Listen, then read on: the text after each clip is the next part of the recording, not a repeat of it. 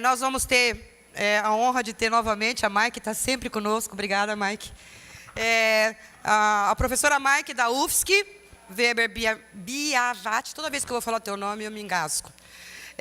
Possui graduação em farmácia pela Universidade Federal do Paraná, mestrado em Química pela Universidade do Paraná também, e doutorado em Química pela Universidade Federal de São Carlos.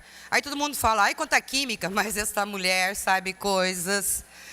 Atualmente é professora da Universidade Federal de Santa Catarina, UFSC, editora-chefe da Revista Brasileira de Farmacognosia, tesoureira da Sociedade Brasileira de Farmacognosia, eu tenho que falar devagar porque eu tropeço, revisora de vários periódicos da área de produtos naturais. Tem experiência na área de farmacognosia, com ênfase nos estudos, extratos e substâncias de espécies da família Asteraceae, e atualmente atuando principalmente nos temas de isolamento, caracterização e quantificação de substâncias naturais. Pode subir, querida. Vamos compor a mesa primeiro.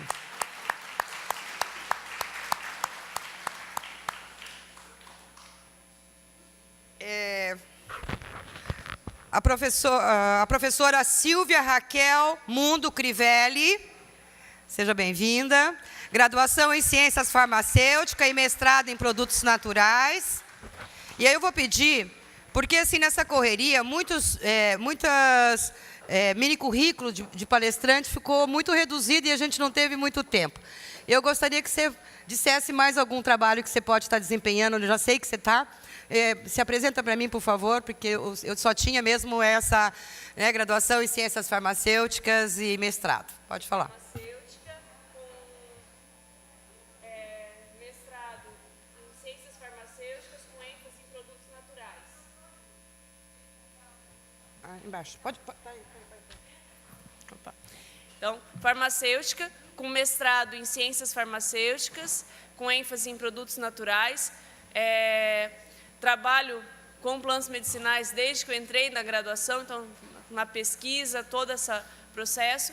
E o trabalho que a gente mais vai apresentar aqui é o nosso trabalho com a Pastoral da Saúde em parceria com a Faculdade Estácio, que é até onde eu trabalho atualmente. Viu? Então, eu estou quebrando as regras, porque aqui agora, nessa mesa aqui, cada um vai se apresentar mais ou menos assim, porque eu já estou democrática, né?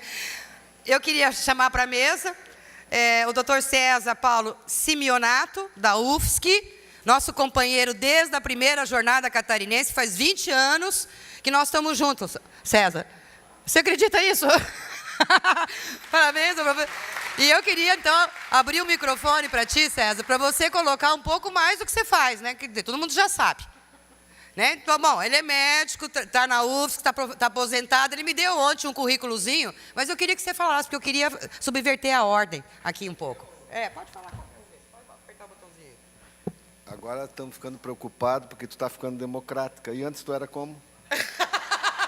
Radicado esquerdo. Até me assusta. Não, mas eu sou médico, eu não sou mestre, não sou doutor. O pessoal me chama.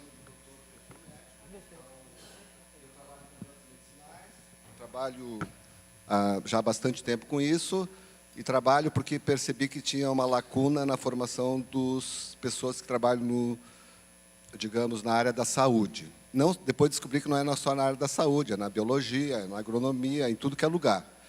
Então, esse currículo ele é pequeno mesmo. Então, tá bom. E na nossa lista aqui, nós estamos trazendo também as representantes dos movimentos, as mulheres representantes dos movimentos sociais. Tanto o MST, né? E também a gente teve que fazer um pouco de troca, porque a Rosalina, que é do MMC, né, estaria numa mesa à tarde. Mas como ela tem que voltar, e é longe onde mora, e agora nós teríamos a Neiva, do MST, que é de Araquari, que é mais pertinho. Então, a Neiva vai para a mesa da tarde, e eu quero chamar, então, a Rosalina Nogueira da Silva, do Movimento de Mulheres Camponesas de Chapecó.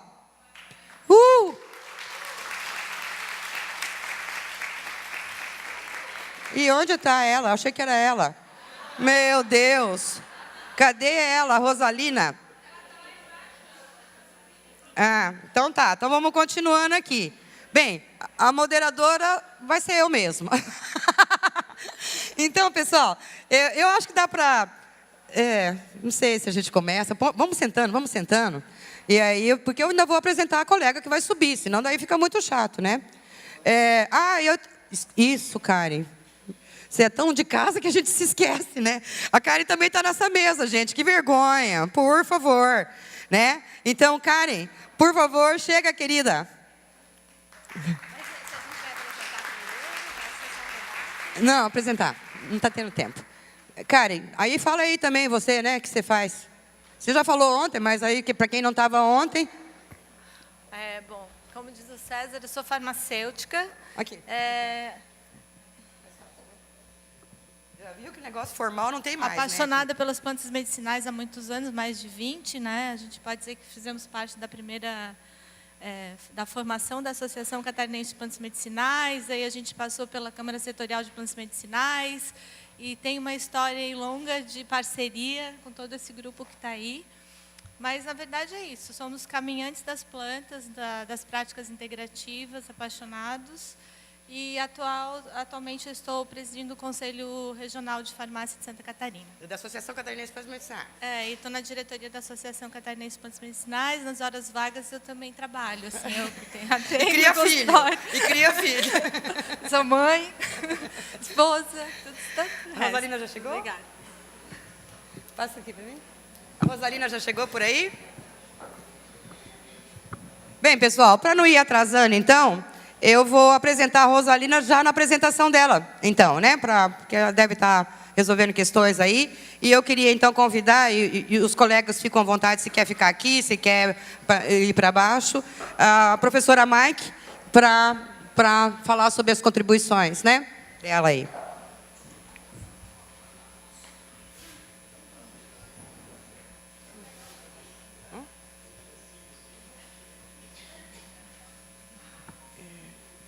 Bom dia a todos, todas, né? Mais todas que todos. Obrigada pelo convite.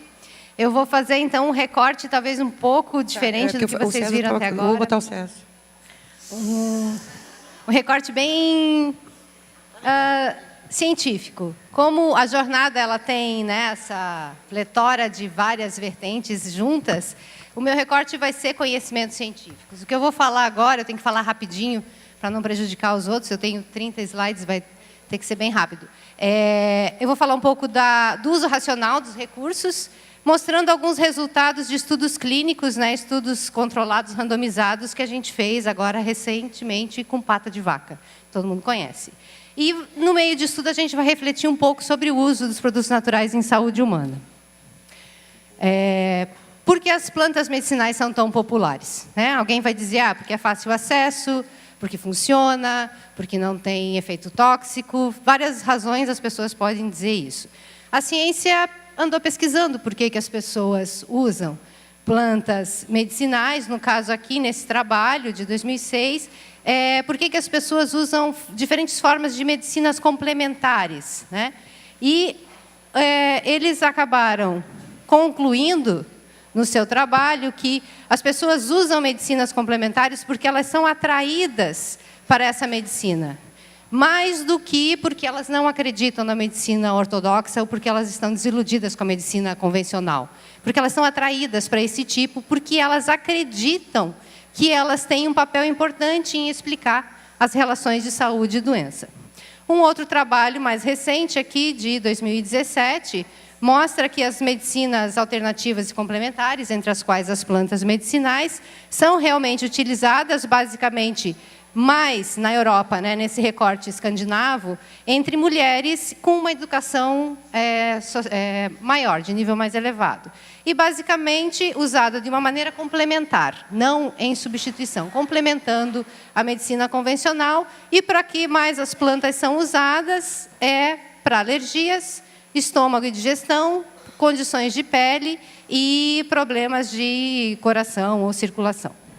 Esse outro especialista também se questionou por que essas práticas complementares, né, são tão populares.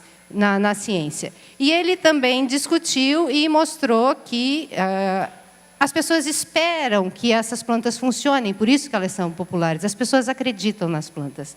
E, basicamente, a mídia ajuda a aumentar essas expectativas. E isso, do ponto de vista científico, é um problema, porque nem todo tratamento natural é, como as pessoas dizem, sem efeito colateral, completamente seguros, né? E esse mito de que o tratamento natural é realmente seguro, livre de efeitos colaterais, ou efeitos adversos, ou consequências ruins, ele é perpetuado por uma indústria que vive muito bem desse mito, né? Existe uma indústria que ganha muito dinheiro em cima desse mito, e as pessoas aqui usam porque acreditam, né? Isso são falas da internet, recortes da internet. Eu peguei e resolvi usar porque o remédio é natural, não tinha como fazer efeito ruim.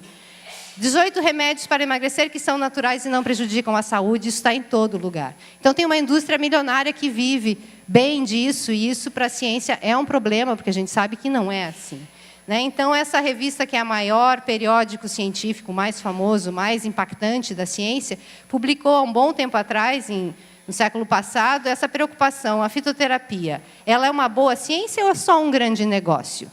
E aí esse cientista aqui discorre isso porque ele não entende, nessa era de evidência científica, de uma certa racionalidade, como as pessoas falam, por que até hoje um mercado insaciável para coisas que são naturais, folclóricas, tradicionais, e, acima de tudo, não são conhecidas pela ciência, não são científicas, né? Por que isso ocorre? Aí eu vou mostrar um slide que é de uma professora de História, que trabalha com a gente lá na UFSC. Ela mostra aqui 2 ilustrações da sálvia, em 2 períodos da história, no século XIV e no século XVII. Vejam que a revolução científica ocorreu a partir do século XVI e XVII. É uma coisa recente na história humana. Então, o que a revolução científica significa? Que o ser humano começou a se tornar humanista. Ele mesmo, em vez de relegar a Deus a decisão, ele tomou a decisão da vida dele para si.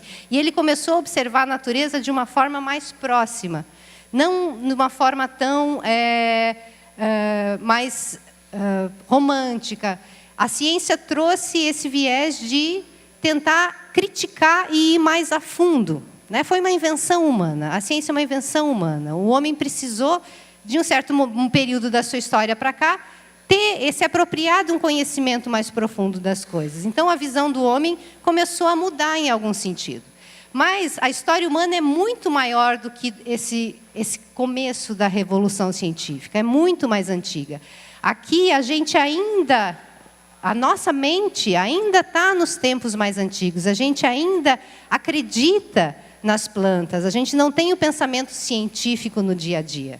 A gente acredita no que as pessoas falam. Se alguém que você confia fala que tal planta faz bem, você acredita. Você não para pensar, será que é ou será que não é? Vou investigar. É do ser humano isso. Não estou dizendo que a ciência, em nenhum momento estou falando que a ciência está certa e o conhecimento popular está errado. São formas distintas que o ser humano tem de ver as coisas, né? E estou tentando só aproximar esses 2 lados, tá? Por favor, não me interpretem como negando uma tradição. Não estou fazendo isso. Tá? Então, como a ciência foi inventada pelo homem, né? E o ser humano não é científico, porque ele tem uma história muito maior que isso de acreditar, de uma história muito mais primitiva do que isso, a gente tem aqui o conhecimento popular de um lado e o conhecimento científico de outro. De novo, não estou dizendo que um é certo e outro é errado. São visões diferentes que a gente tem. O conhecimento popular, o uso tradicional, né, o senso comum, o dito senso comum, ele é caracterizado como sendo um conhecimento superficial, bem sensitivo, né, tido próximo dos nossos sentidos, subjetivo, não é objetivo, não sistemático, não é organizado e não crítico. Enquanto que o conhecimento científico é exatamente o oposto disso. Ele é crítico, ele coloca tudo em caixinhas, sistematiza tudo, não é subjetivo, é objetivo, não passa pela sensibilidade, né, e ele tende a ser mais profundo, né? Tem vários tipos de ciência em vários níveis. Tem ciências que não são mais feitas de uma maneira que não usam toda a metodologia científica, e alguns resultados científicos acabam sendo bem questionáveis em muitos momentos, né? Mas é porque o ser humano ele tem tudo isso daqui. Tudo isso aqui está dentro do ser humano, né? Não tem como a gente dissociar isso. E isso está se refletindo na saúde, porque existem duas eras, da mesma forma que eu coloquei conhecimento, senso comum, naquele outro slide, e conhecimento científico, a medicina baseada em autoridade se contrapõe à medicina baseada em ciência. O modelo está mudando da década de 90 para cá. A medicina baseada em autoridade, o que é? O médico diz, tu vai tomar isso, né? Por que eu vou tomar isso? Não é porque a ciência viu que é bom, porque o propagandista chegou lá no laboratório e deu o ticket da viagem para ele e disse que ele tem que receitar aquilo. Então, é autoridade e a gente tem esse modelo vigente.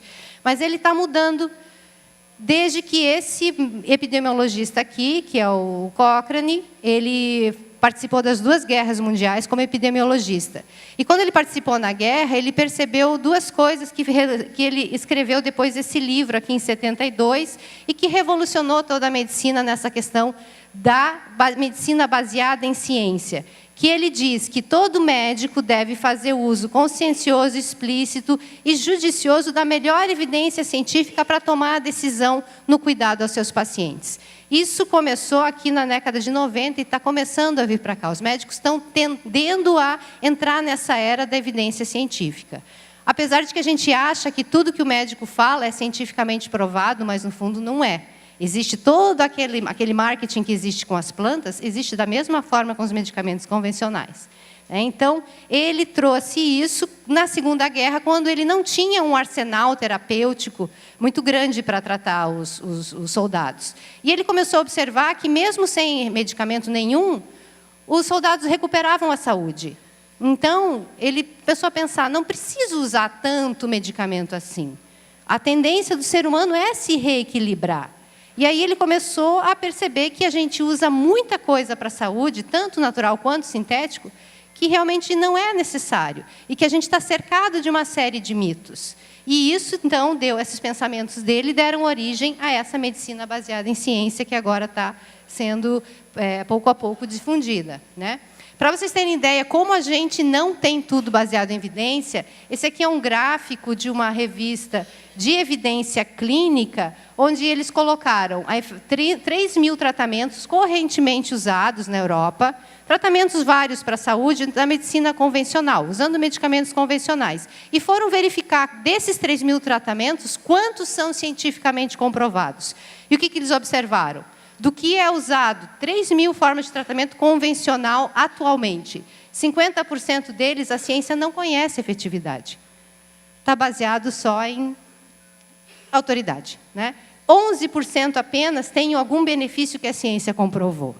Então, não é só plantas que não são estudadas. A maioria dos medicamentos também não tem uma delimitação muito clara do que é realmente seguro e eficaz. A gente usa muita coisa que a ciência não conhece.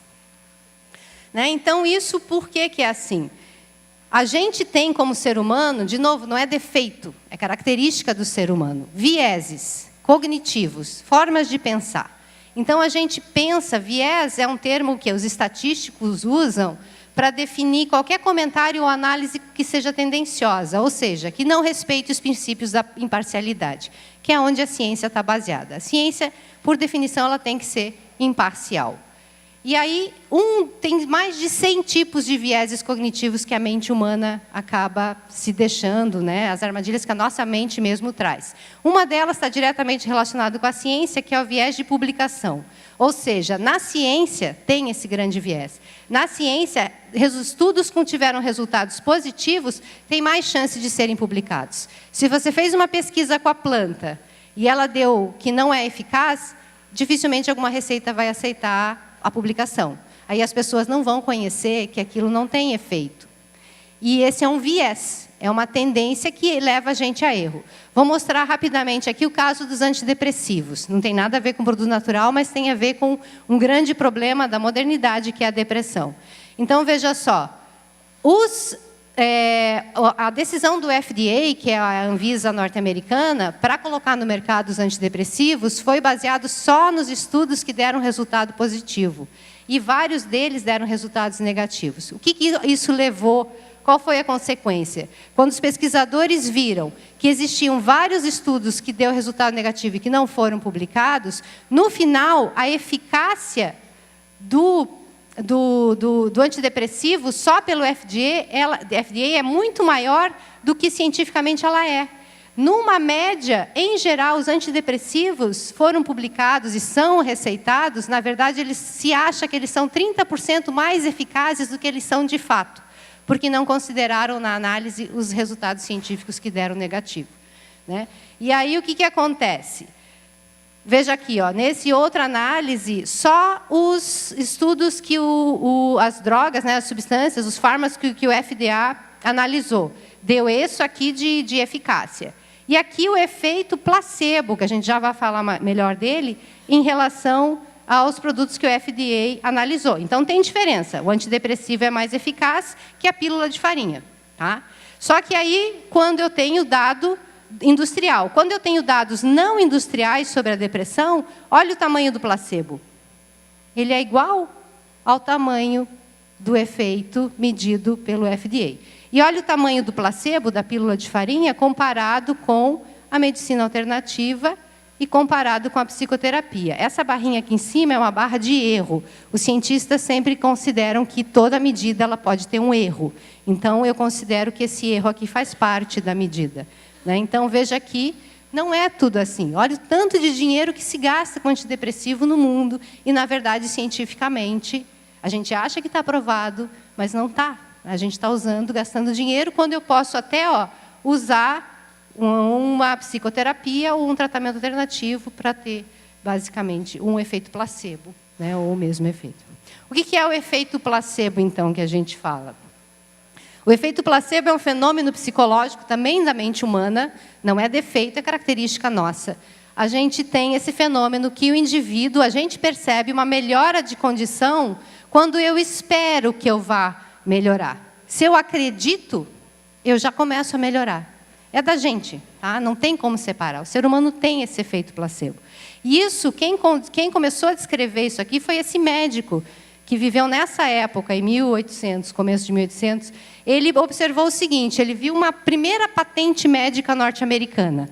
Era de uma vareta de um metal especial que os fabricantes patentearam, dizendo que se você passar essa vareta num membro que você tem a dor vai passar. E aquilo foi uma febre, as pessoas compravam aquela vareta caríssima, patenteada, e passavam, e disse que melhorava a dor. E esse médico ficou cismado, ele disse, vou fazer um teste clínico. Fez o primeiro teste clínico, ele pegou uma vareta de osso, pintou igualzinha, de madeira, pintou igualzinha, e um metal menos nobre, que não era um metal patenteado. E distribuiu para os grupos de pacientes dele. Todos eles melhoraram. Aí ele começou a observar que escreveu esse livro aqui, ó, da imaginação como a causa e a cura das desordens do corpo. E o que ele pontuou como efeito, fatores que levam ao efeito placebo? Esses 3 itens aqui são diretamente proporcional ao efeito placebo. Quanto mais famoso o médico, maior a expectativa de cura, maior o efeito placebo. Quanto mais caro o tratamento, maior a chance de eu me curar. E quanto mais exótico, sal do Himalaia, maca de não sei das quantas, mais exótico, maior a chance que eu tenho de me curar. Então, são armadilhas da mente humana. A ciência tem que conhecer isso, não é defeito. Não é que a gente... É nosso, a gente é assim, né? Então, e tem outro viés que a gente vê muito agora, nessas épocas de eleição, nessas épocas de WhatsApp, que é o viés de confirmação. Tem mais de 100 tendências diferentes já mapeadas aqui nesse trabalho por um físico, armadilhas da mente humana. Essa é uma outra. Ou seja, uma tendência que a gente tem de buscar informações, interpretar e lembrar de informações que confirmem as nossas crenças. Ou seja, se eu acredito numa coisa, a pessoa pode me dar um fato que não é, eu não vou acreditar. O que a gente faz no WhatsApp? Você recebe 2 notícias. Uma que você concorda, você divulga. Aquela que você não concorda, você não divulga. Não é assim? Não estou dizendo que a gente está errado. É característica humana. A ciência, o papel da ciência é esse. Abrir os olhos da gente para a gente se entender e se conhecer e poder, assim, avançar, né? Então, esses vieses todos levam à superestimativa do poder na natureza. Então, é a mídia falando coisas de plantas, né? Surgiu agora canela de velho. Está todo mundo usando canela de velho, né? Então, um dinheiro enorme. A minha sogra comprou cápsula que eu analisei. Era amido com alguma coisa vegetal que não era folha. Ela pagou R$ 75,00, 60 cápsulas. E estava se sentindo melhor. Sabe? Então, é complicado a gente filtrar isso. O papel da ciência, como cientista, eu tenho que estudar e eu tenho que tirar todos esses filtros. Eu tenho que ser absolutamente rigoroso com o método científico. E a informação científica, então, ela tem essa pirâmide aqui, ó.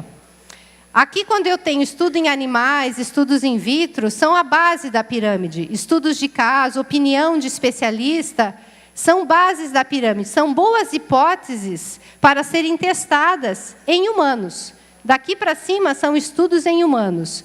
O padrão ouro do estudo em humano é o estudo controlado randomizado. É esse aqui, onde eu tenho um grupo tratado com placebo, que é alguma coisa igual ao convencional, à droga em teste, e o grupo que vai testar a droga mesmo, porque aí eu consigo eliminar o efeito placebo. Essa é a melhor forma de eu fazer um teste e ver se funciona. E em humanos, porque se eu testar em animais, quem é farmacêutico aqui sabe, é muito diferente você dizer que fez efeito no animal, vai fazer efeito no ser humano. São organismos bem diferentes, né? Então, um estudo em animal, ele dá um norte, ele dá uma luz. Sinaliza, agora eu posso, de repente, seguir para esses níveis aqui de estudo mais, onde eu tenho uma evidência científica mais robusta. Vou falar agora, então, rapidamente da pata de vaca. O que a gente fez? A pata de vaca ela é muito conhecida, muito usada. Então, o que a gente quis fazer? Um estudo clínico randomizado controlado, aquele do topo da pirâmide, filtrando todos esses vieses e tentar ver se a pata de vaca realmente atua no diabetes. Né? Todo mundo conhece pata de vaca. Esse aqui é o presidente da Sociedade de Diabetes. Ele falou assim, ó, as pessoas usam muito, meus pacientes usam muito, só que não tem estudo clínico. Ele não achou nenhum estudo clínico. Ele, como médico, foi atrás para ver se os que os pacientes usam tradicionalmente realmente tem efeito. E o que ele achou? Né? Embora ela possa ter algumas propriedades demonstradas apenas em ratos, não temos a menor ideia de quais efeitos colaterais. Qual a dose mínima e máxima? Qual a sua possível interação com outros medicamentos para diabetes? Então, o médico se sente inseguro. Como é que eu vou... Primeiro que o paciente não fala que está usando pata de vaca. Quando fala, o médico fica inseguro. O que eu vou dizer? Ele vai ter interação? Não vai? É bom? Não é? E aí, o que a gente fez? Vamos, então, buscar alguma informação a mais. Aqui, ele não achou esse médico, mas eu achei um estudo de 1990, onde foi feita a infusão de 3 gramas de folha por dia em 16 pacientes, tendo como placebo chá de sapé. Então, um grupo testou a pata de vaca, o grupo testou sapé.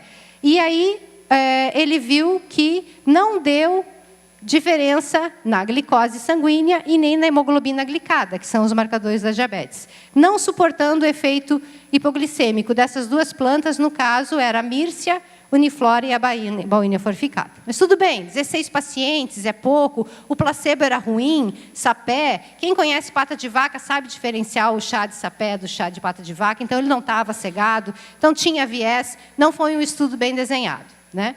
Aí vieram esses outros estudos aqui, do mesmo grupo de pesquisa, onde eles distribuíram aos participantes o chá, né, as folhas secas. E aqui teve 2 grupos, um grupo de fitoterápico, pata de vaca, e o outro não usou nenhum fitoterápico. E aqui eles dão outro grupo que também tomou o chá que foi distribuído pelo pessoal. Então tinha viés, as pessoas distribuíram, as pessoas sabiam que estava tomando. Então não é um estudo científico muito confiável também, número pequeno de pacientes, tal. E olha só o que deu de diferença aqui. Hemoglobina glicada nos pacientes, primeira, segunda coleta. Está vendo a barrinha de erro, ó? Cientificamente eu não posso dizer que são diferentes, usando ou não. Aqui da mesma forma, está vendo a barra de erro? Todas elas se comunicam aqui. Também não teve diferença. Aqui ele nem botou análise estatística, só disse que teve diferença. Aqui não teve nenhuma diferença na glicemia antes e depois da utilização. Mas tudo bem, sem cegamento, sem placebo, poucos pacientes, né? Então, você não controlou, você não sabia exatamente quanto que a pessoa estava usando, o que ela estava usando de pata de vaca, não deu diferença. Baseado nisso, a gente desenhou esse estudo que a gente fez, né? Considerando que estudos pré-clínicos confirmaram o efeito hipoglicemiante, que são estudos em animais, e considerando os riscos de ausência de reprodutibilidade da dose quando a pessoa tomava o chá, a gente decidiu, então, determinar os efeitos de um extrato padronizado de Bauhinia forficata no controle da diabetes. Fizemos o cadastro no Clinical Trials, fizemos o desenho do estudo, aqui vou ler rapidamente. Então, 4 meses, pacientes lá de Criciúma foram acompanhados, né? Foi medida a hemoglobina glicada e a glicose antes e depois dos 4 meses, uma série de outros marcadores secundários, os critérios para incluir o paciente, para excluir o paciente bem definidos. Então, a gente prezou para que fosse um experimento científico bem desenhado, né? E colocamos, então, um placebo, cápsulas contendo placebo, que era exatamente igual ao extrato seco. Para garantir que as pessoas... O que a gente fez? A gente colocou um pouquinho do extrato para ter o aroma na lactose, no material que era o recipiente lá, o amido que era o recipiente. Então, ele ficou com a mesma cor, com o mesmo cheiro, igualzinho. É importante que seja isso. Então, a pessoa não sabia qual grupo ela estava. Isso é importante no experimento científico. E na parte experimental, foram cápsulas contendo 200 miligramas do extrato concentrado, né, seco, padronizado em 3 miligramas de flavonoides. Que são essas substâncias aqui, tá? Que tem bastante na Bauhinia forficata. E aí a gente passa na sua padronização química bem rapidamente. Aqui são os marcadores. Descobrimos que em coletas em locais diferentes os marcadores mudam. Vejam que os picos mudam. Então a gente mudou. Aqui é um extrato fluido num local, o extrato fluido de outro local, as coletas, a planta muda o perfil. Então, a gente não podia usar essa substância como marcador. A gente acabou decidindo usar flavonoides totais como marcadores, porque aí eu somo todas as áreas e consigo marcar o total dos flavonoides. Chegamos à forma farmacêutica seca, que são o spray dryer, né, o extrato pulverizar, nebulizado, e ele continha os flavonoides. Observamos por outra técnica a presença de vários flavonoides no extrato, então está ok, a matéria-prima estava certa. Descobrimos também que tinha uma série de outros picos que a gente não conhece. Quando a gente estava analisando esse cromatograma desses compostos não identificados, chegou o clínico que ia fazer o estudo nos humanos, e a gente, olha que legal, a gente está achando aqui uma série de componentes no extrato que você vai testar. Ele falou assim, isso aí vai matar meus pacientes? E a outra pergunta que ele fez, como é que eu vou saber que isso daí está no sangue dos meus pacientes? Então, essas duas perguntas deu um silêncio, assim, né? Porque é uma responsabilidade você fazer um estudo clínico, apesar de que as pessoas usam, mas você chama a responsabilidade para você, né? E aí, ok, não sei se vai estar no sangue dos pacientes, vamos fazer um estudo farmacocinético, então. Então, antes disso, a gente pegou 6 voluntários que tomaram bastante, 2 cápsulas contendo 12 miligramas de flavonoides, só que esses flavonoides que vocês viram aí, eles são flavonoides bem comuns na nossa dieta.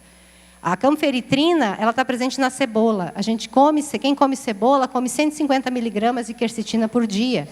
Então, como é que eu ia saber se o que estava no sangue do voluntário era da alimentação ou era da pata de vaca? O que a gente fez? 48 horas antes, nenhum alimento de origem vegetal, nem suco, nem cerveja, nada, porque tudo tem flavonoide. Então, ele ficou só com arroz branco e peixe. Eram estudantes, a gente controlou a alimentação, e aí eles foram fazer o estudo para ver se os flavonoides aparecem no sangue. E aí a gente observou que em 2 horas já não tem mais nada de flavonoides no sangue, mas a gente encontra eles na urina. Então, os flavonoides estavam presentes, beleza, demos suporte para o médico. As substâncias da planta são ingeridas e são metabolizadas, podemos ir para o estudo clínico. O estudo clínico, o resultado está aqui. Aqui são as características bases dos 2 grupos, o grupo placebo e o grupo pata de vaca. E aqui a diferença que deu após 4 meses desse estudo clínico. Diferença na hemoglobina glicada, ela baixou um pouquinho, de 10 para 8, deu uma diferença estatisticamente significativa, e esse marcador também, outro marcador bioquímico, também baixou, também deu estatisticamente significativo. Aí o médico falou o seguinte, perguntou, tudo bem, é cientificamente diferente, estatisticamente diferente, mas é clinicamente relevante? Para um médico, ele vai dizer não. Para eu ter certeza que a diabetes está controlada, eu preciso ter hemoglobina glicada menor que 6. E ela baixou só até 8.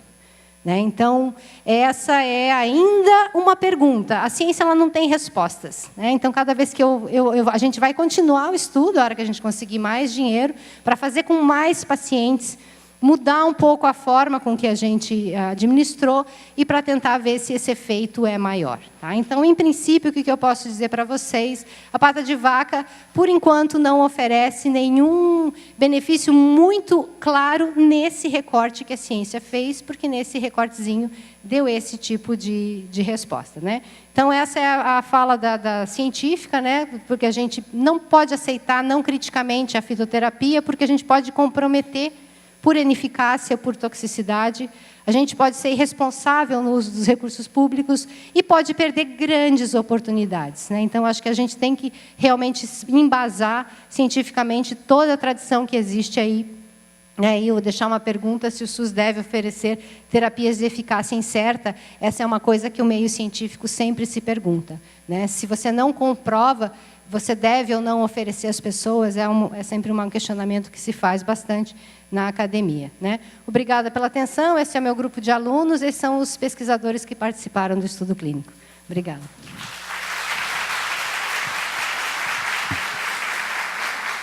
É maravilhoso, né? Como eu disse, a Mike está conosco também há muito tempo, e ela tem, eu estava conversando com o Dr. César aqui, ela fala de uma forma muito meiga as condições que é a ciência.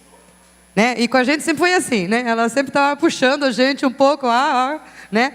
Bem, pessoal, dando continuidade, antes de dar continuidade, eu tinha antes anunciado a nossa colega, e ela estava atendendo alguma situação. Vou pedir para você levantar, está conosco, né, a Rosalina Nogueira da Silva, é do Movimento de Mulheres Camponesa, de Chapecó. Ela vai falar conosco daqui a pouco, porque agora é o palestrante seguinte, mas é porque eu não tinha te apresentado. Na hora que eu te chamei, você não estava aqui, meu amor. Pode sentar aí, depois eu já vou te chamar para falar. Então, eu quero... Tá conosco agora, né, o Dr. César Paulo Simeonato, da UFSC, e é para acordar as pessoas, porque esse homem empolga. Que é isso, meu Deus. Eu fora. Bom dia, pessoal. Vocês viram que falar depois da Mike não é fácil. E aí a pergunta dela, a última, é: deve o SUS investir em terapias não comprovadas? Nós damos lá bupropiona, fluoxetina, que aquele teu slide mostrou que não tem evidência científica que antidepressivo funciona. Olha que interessante. Então, o questionamento é, nós temos que tirar toda aquela nossa farmácia que tem nas unidades de saúde, incluindo antibióticos, analgésicos, antidepressivos, que eles muitas vezes não provam eficácia, não tem prova científica. Então, eu fiquei pensando, e eu agradeço muito a Mike ter falado antes, porque ela me deu o mote da conversa. Né? Por exemplo, experimentação científica, o que é? Eu conheci uma senhora na Costa da Lagoa, que tinha, eu sempre conto essa história, de certo, algumas pessoas já ouviram. A mãe dela tinha pressão alta, ela usava uma planta chamada sete sangria, que tem várias espécies, inclusive. E a mãe dela passou bem até que um dia ela faleceu, como todos nós, vai acontecer isso. E essa senhora, que é analfabeta, né, não vai à escola, a gente não ouve falar em propaganda de sete sangria. Alguém ouve falar em propaganda de sete sangria? Não ouve. Ela disse assim: a minha mãe tomava sete sangria para pressão alta. Eu vou tomar também porque eu me descobri que tenho pressão alta. Pelo menos o médico lá do posto falou. Aí ela começou a tomar sete sangria e ela teve uma reação alérgica, que ela dizia assim: me deu uma picaçada pelo corpo. Ainda bem que o Alessio não está aqui. Né? Aí que ela pensou? Será que foi o camarão? Será que foi o peixe de lixo? Será que foi... Parou de tomar, passou tudo. Olha que interessante. E ela passou-se uns dias e disse assim, eu vou experimentar de novo. Ela tomou 7 sangria de novo e deu uma picaçada pelo corpo. Né? Aí ela disse assim, puxa vida, mas eu não comi camarão nem peixe de lixo. Aí ela esperou passar esse momento, ficou de novo sem o que ela tinha e resolveu experimentar pela 3ª vez. Olha só, esse povo tolo fazendo experimentação científica em si próprio, né? E ela tomou de novo e deu a picaçada pelo corpo. E ela teve uma conclusão, que não é científica. A conclusão dela foi, essa planta para mim não serve, mas para minha mãe servia. Vice? Isso não é experimentação científica, a gente não considera. Realmente a ciência mente muito. O maior rol de propaganda que existe é de remédio. As plantas medicinais, elas entram nos grandes negócios só naquilo que a Mike falou. Sal do Himalaia. Pare de consumir, gente, ele já diminuiu 4 metros. Não vale a pena, é tudo mentira. Comprar toneladas de chia não é verdade. Não precisa, nós temos aqui. Se a gente vai ver a lista que a Anvisa colocou, é uma vergonha, gente. Nós temos 2 laxantes. Está todo mundo tão enfesado assim que a gente tem que usar das 12 plantas que tu pode comprar, agora parece que são 13, 2 são laxantes. Olha que coisa incrível. Outro slide que me chamou a atenção, que eu vou aproveitar, é que os 3 fatores para você começar a usar uma coisa nova, primeiro é do profissional de saúde que atende, né? Se ele é sensível, cordato. O segundo é o custo, né? E o terceiro é o exotismo. Qual dessas 3 partes está relacionado à planta medicinal? Ela não é cara quando é dada pela vizinha. Se tu for comprar na farmácia, é. Né? Ela não é exótica, porque nós nos conhecemos, nós e as plantas, eu digo, desde que nós nascemos. Nós só nascemos porque existe planta. Se não existir planta, nós morremos. Então, por que esse povo, 80% da população, estimativa, que não fui eu que fiz, que eu leio, usa planta medicinal? 85, ó, já aumentou aqui a inflação. Por que será? Que tipo de estudo que a ciência faz? Né? Ela não leva em consideração várias coisas que foram faladas aqui, gente. Né? Eu trabalho com planta, e elas são muito importantes na atenção primária, mas eu também procuro trabalhar não só pelo uso racional, porque o uso racional leva nós, por exemplo, a manter preso uma pessoa hoje por convicção e não por fato. Né? Nós somos uma sociedade que hoje a gente mata aquele que não concorda com a gente, como aconteceu com uma vereadora do pessoal do Rio de Janeiro. Então, o que é racional? O racional é bom? Nós usamos a razão para as coisas, gente.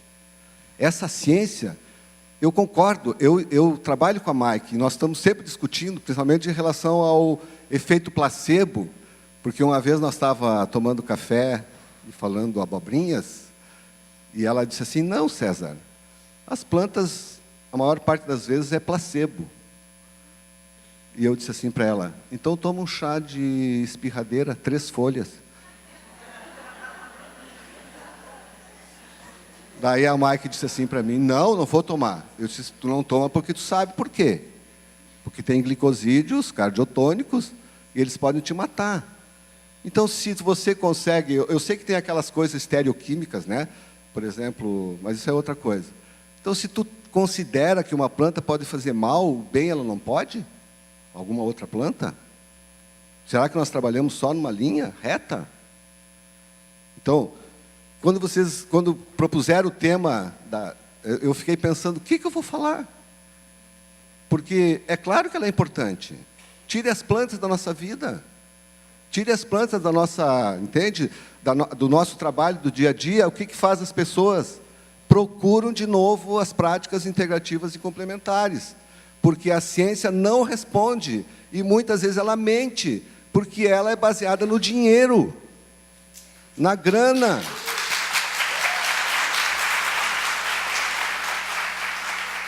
Não me leve a mal, Mike. É uma brincadeira. Claro. Outra coisa importante, por que nós não estudamos plantas? Porque elas são afastadas da nossa convivência. A melhor maneira de tu manipular uma população é afastar ela. Aonde que nós aprendemos a ser enfermeiro, psicólogo, médico, farmacêutico? Dentro de uma sala de aula. Às vezes vai aluno no horto, ele fica se desviando da mamangava. Eu digo, a mamangava não vai te atacar, ela só quer chegar na casinha dela, que é o toquinho que tu está sentado em cima. Que é verdade, ela cava o buraquinho. Então, que animal que nós somos, gente? Nós perdemos a nossa animalidade. Nós não somos mais animais. A gente é enfesado, não faz cocô e xixi quando manda, não solta pum em público, mas tudo bem, isso já é outra coisa também. Né? Então, para nós recuperarmos, porque eu já vi aluno de medicina me dizer que a gente vai tirar água de pedra. Né? Porque é só juntar H2 mais O lá, que tu tem água. E o que nós estamos fazendo com a natureza, que é o nosso substrato de vida? Nós não somos poderosos, nem deuses, nós somos frágeis. Eu também me lembro de uma situação, tinha um casal de amigos meus, farmacêuticos, doutores, e o filho já estava lá em maio tomando o 4º antibiótico, porque ele estava com amidalites de repetição e outras coisas. Eu falei assim, ó, eu sei que vocês não acreditam, gente. Eu também não acredito. Né? Mas ali a Veleda vende, não estou fazendo propaganda da Veleda, mas por acaso foi. Eu sugeri para ele, vai lá e compra um remedinho que eles têm lá, chamado Sinudorum. E eles deram para a criança e ele disse que saía até pelos ouvidos. Eu não acreditei, porque pelos ouvidos não devia ter saído. Mas saiu por tudo que é lugar, um monte de secreção. E ele não teve, demorou para ter outra, ficou bastante tempo sem ter infecção, sem ter que usar antibiótico. A gente tem que usar antibiótico? Tem, com muito critério. Hoje, tu entrar lá dentro do hospital, tem gente que está internado e não consegue usar antibiótico nele, porque a gente usa antibiótico para tudo. Para criar galinha, gado, para tratar qualquer porcaria. Então, nós estamos formando profissionais baseados na ciência, de evidência, que não usam nada disso no dia a dia. Nós somos formados como monoterapeutas, nós só sabemos fazer uma coisa. Esses dias eu estava lá no Horto, com alunos, com médicos, o pessoal de medicina de família e comunidade, eu acho que o Vitor estava junto. E entrou uma senhora que trabalha na limpeza do HU, procurando uma artemísia. Para que a senhora quer artemísia? Eu perguntei para ela. Para botar no umbigo do meu neto, que tem 2 meses, ele está ainda saindo secreção. E eu falei, mas a senhora não leva no médico? Sim, ele vai no posto, todo mundo já viu. Mas uma vizinha minha me falou, põe artemísia no umbigo da criança. Eu até, para não dizer que eu estou contando história, está aqui o Vitor para mentir junto comigo, eu levei a pessoa para falar para eles isso. E a pessoa falou em público. Por que ela procurou a artemísia? Porque a nossa ciência não consegue entender o que estava acontecendo com aquela criança e não sabia tratar. Estava lá na mão de quem estuda a ciência. Então, são essas coisas que fazem a gente refletir e que levam a gente a trabalhar com isso. Eu uso planta, uso mais acupuntura, eu também faço acupuntura, mas uso planta bastante. E a gente não usa mais, por quê? Porque o conhecimento anterior, provavelmente, todos vocês que são profissionais de saúde, não aprenderam nada de planta na escola. Mas a escola da gente não é a 4 paredes. A escola da gente vem desde quando a gente era pequenininho. Eu até hoje lembro, quando eu tive uma cachumba dos 2 lados, que a minha mãe usava uma folha que ela apanhava e botava dos 2 lados. E lá estava eu com aquele negócio enrolado. Né? Eu provavelmente acho que era folha de bardana, né? Porque ela tem essa indicação, essas coisas, e era uma folha grande. Então, o que nós precisamos fazer é, primeiro, aí vocês queriam aquelas coisas de indicação de coisa.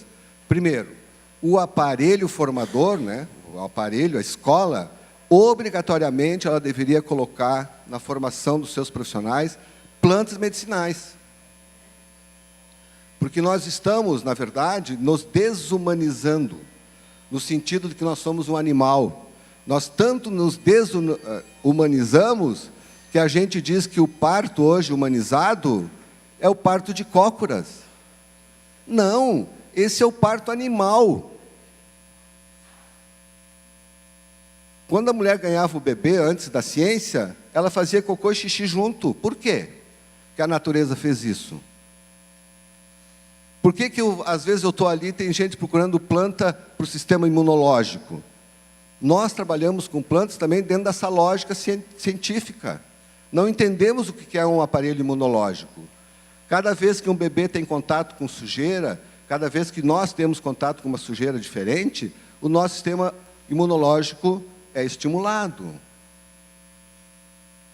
As pessoas hoje estão começando, a ciência está começando a perceber hoje, que muito das doenças é por carência de contato com a natureza. É não andar de pé descalço, é não andar no meio do mato. E hoje nós estamos muito mais afastados. Quem de vocês aqui não tem um celular? Uma pessoa, meus parabéns. 2 pessoas, meus parabéns. Por quê? Hoje as pessoas estão aprendendo planta pelo aplicativo do celular. Para que a gente precisa do celular, gente? Para tirar foto do César? Não. Não vale a pena tanta ciência para isso, né? Então, eu ouvi uma fala hoje, né, de manhã, e, na verdade, a ciência está levando a gente a produzir lixo. Nós estamos produzindo a morte.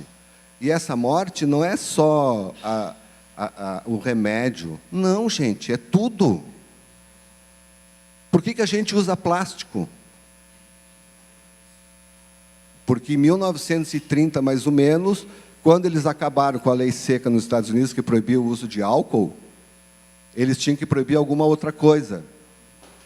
E o aparelho repressor, porque também tem as pessoas, às vezes, conservadoras, precisam ter alguma coisa para ficar fazendo. Naquela época, eles resolveram pegar aquela palavra horrível, maconha.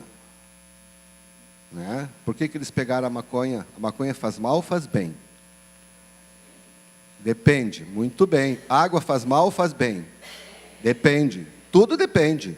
Mas, a partir da cannabis, se produz uma fibra vegetal maravilhosa. Não precisaríamos do plástico. Por que a gente não opta por isso? A Kátia, quando colocou lá, são 2 estratégias diferentes de levar a vida.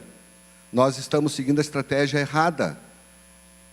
Mesmo nós fazendo esse movimento aqui, ainda assim, no dia a dia, nas coisas que a gente faz, que a gente propaga, a gente não faz as coisas muito certas. Esse dia eu encontrei um professor de medicina que foi para o oeste e lá deram um chá para ele dormir. Era espinheira santa e hortelã. Olha só, eu perguntei, porque ele tomava os outros, aquelas das bagas. E eu perguntei assim, tu vê, né, professor? Isso aí o senhor não ensina para os seus alunos, né? Não, eu não posso. Mas tomar aquela baguinha que também não funciona, o senhor ensina. Então, a gente tem que se pensar. Então, assim, ó, planta medicinal é muito importante no dia a dia do trabalho da gente. Por quê? Por que nós estamos medicalizando as pessoas? Porque nós não temos opção. Então, hoje, nós somos um dos países que mais vende antidepressivo. Alguém aqui é deprimido?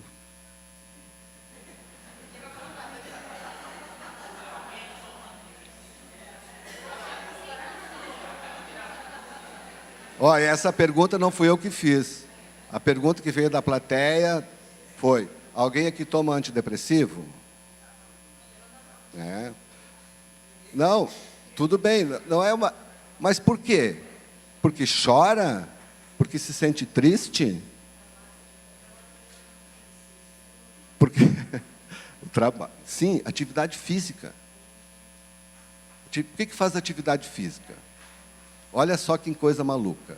Quando a gente faz atividade física, a gente libera uma substância que é muito parecida com aquela substância da cannabis, do THC. Só que não é a endorfina. E ela atua em receptor que o ser humano tem, que é chamado endocannabinoides. Ou seja, essa planta que é tão desmerecida, tão perseguida, o dia que ela começar a ser usada, nós vamos descobrir que ela é um remédio para muitas coisas. O pessoal está me filmando e, por isso, por essa fala, eu posso ser chamado na polícia por fazer apologia ao uso de droga. Como foi? Sim, sim. O professor Carlini estuda essa droga há 48 anos e ele deixa bem claro, eu estudo cannabis como remédio e não para usar, que nem esse pessoal que fica fumando maconha à toa por aí. Ele foi chamado na polícia. Por quê? Porque é um remédio maravilhoso. O dia que nós descobrimos que nós não somos ricos, e que a nossa vida é pobre, e que nós não temos nada, absolutamente nada, você não é dono de nada, aí talvez a gente consiga viver uma coisa diferente. Porque eles empurram a gente, como falou a professora Vanilde, por que ela tem que publicar paper de 2 em 2 anos, gente? Porque a indústria farmacêutica quer produto novo para poder vender para a gente. E nós somos os... Nós somos os prospectores deles. Nós estamos prospectando plantas para eles utilizarem e venderem para nós de novo. Vocês conhecem o jambu? O jambu tem patente nos Estados Unidos. Sério? E aí, gente? Então, o que eu quis trazer para vocês é que a gente pode usar praticamente todas as coisas que a gente quer no dia a dia quando a gente lida com os problemas de saúde. Mas a gente tem que lembrar que nós temos que modificar alguns rumos que nós estamos tomando. Por exemplo, a questão do agrotóxico. Ontem estava discutindo, uma professora falou que a Anvisa diz que não pode ter nada de agrotóxico quase. E a comida de todo dia, de manhã, de tarde, de noite, pode ter agrotóxico? E ué, cadê o racional? Então,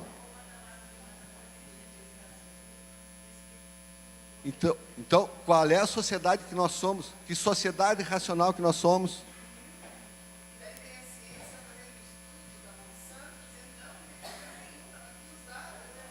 A Monsanto lá na costa é conhecida como o Monsanto, né? Contar, é brabo. Mas é isso que a gente tem que refletir. Por que a planta é perseguida? Eu sou contra o agrotóxico, tá? Por que a planta é perseguida? Porque eu vou ali na esquina e pego o matinho, eu vou lá com a minha vizinha e pego o matinho e tomo. Por que eles não fazem a medicina baseada em evidência? Eles, quando fazem a metodologia científica, eles estudam um pouco o desfecho. O que aconteceu? Morreu, não morreu, ficou melhor, não ficou... Não, eles estudam se tem a substância, naquele momento fez. Por exemplo, nesse trabalho da pata de vaca, eu acho que 4 meses é pouco. Você sabe quantas pessoas que eu conheço que tomam os remédios comuns de diabetes, estão com a hemoglobina glicada lá em cima e com tudo lá em cima? Monte. Só a pata de vaca sozinha talvez não seja importante. Aí a gente não pode colocar um viés. Porque o diabetes, a gente trata com a pessoa fazendo atividade física regular. Não é... Se quiser, às vezes não precisa.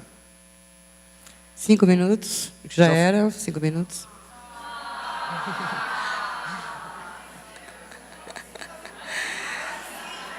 Mais 5, né? Eu já tinha falado 5, dei mais 5. Vamos lá, mais 5. Não, tudo bem, gente. Então, assim, ó, vocês me desculpem, eu não trouxe nada para distrair a atenção de vocês. E, assim, ó, eu quero dizer para vocês que nós estamos aqui para trabalhar, esperamos que a gente consiga avançar. Eu trabalho com a Mike também com essa história de fazer pesquisa com planta, porque muitas coisas eu concordo. Tem plantas que a gente tem que ter cuidado. E, por exemplo, um exemplo que eu me lembro, que aconteceu numa aula, é a última daí, tá?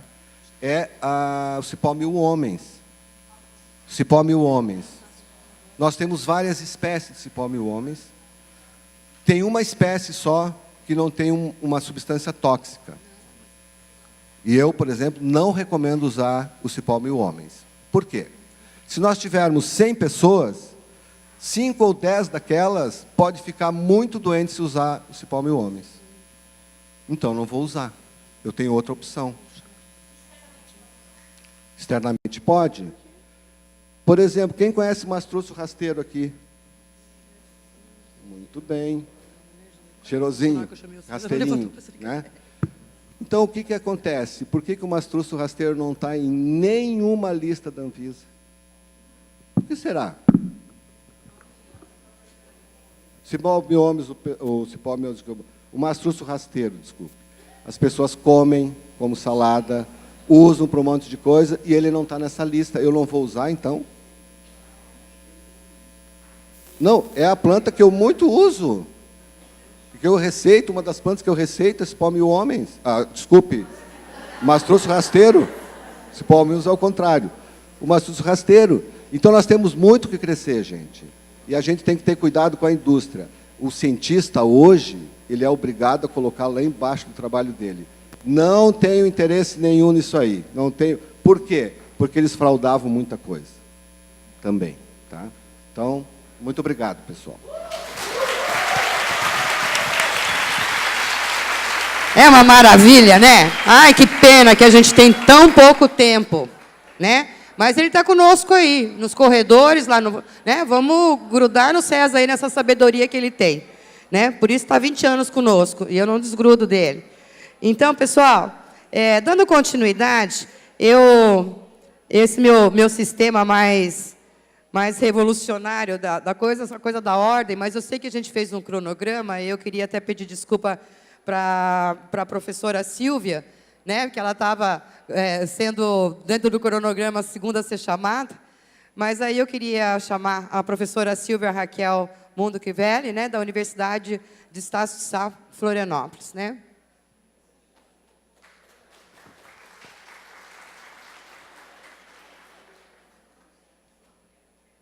Bom dia, tudo bom?